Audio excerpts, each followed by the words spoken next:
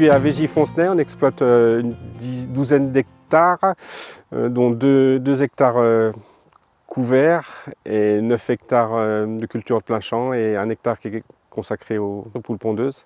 On cultive une cinquantaine de variétés de légumes sur toute l'année. On vend exclusivement au détail dans notre magasin et les marchés et notre distributeur automatique. Ces vagues de chaleur travaillent à 38 degrés et les légumes souffrent.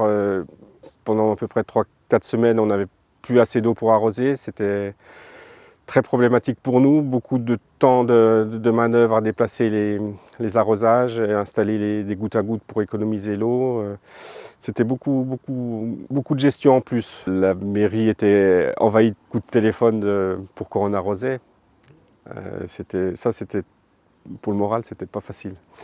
Et puis bon, on arrosait que des cultures qui venaient d'être plantées. Et beaucoup de cultures qu'on a dû replanter parce que, vu les fortes chaleurs, à peine plantées, ça cramait sur place.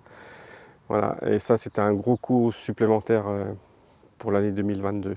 J'ai jamais connu ça, ouais, j'ai jamais connu ça. Sur le centre, enfin le siège de l'exploitation, on a toutes nos serres et puis 2 hectares de plein champ. On a fait une retenue il y a 20 ans maintenant, trop petite par rapport parce que l'exploitation a évolué depuis 20 ans et c'est vrai que maintenant c'est trop juste.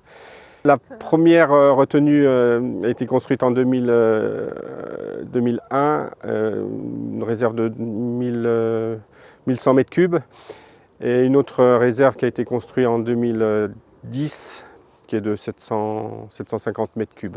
Entre les deux cuves, on doit stocker à peu près 1800 mètres cubes d'eau, voilà, et qui est renouvelée avec de l'eau de récupération des toits de serre, de drainage et puis des puits qui donnent très peu, à peu près 1 mètre cube heure. Cette année, c'est la plus longue période. Les réserves étaient à sec. D'habitude, c'est 3 semaines, 2 semaines.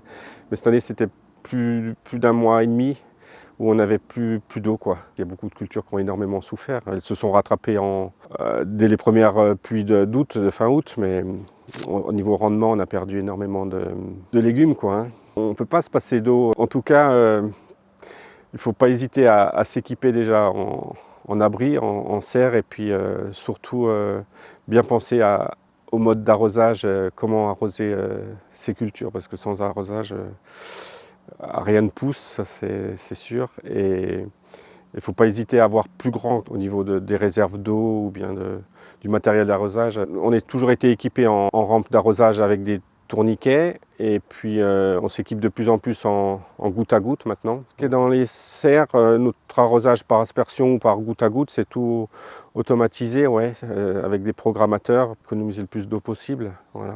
On n'a pas besoin de courir à droite à gauche pour déplacer nos arrosages.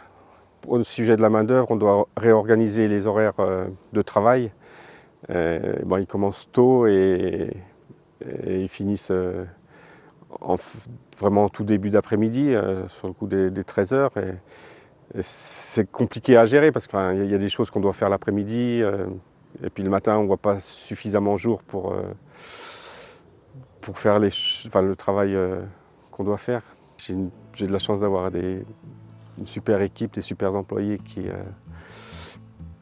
aiment être ici et qui se donnent à fond.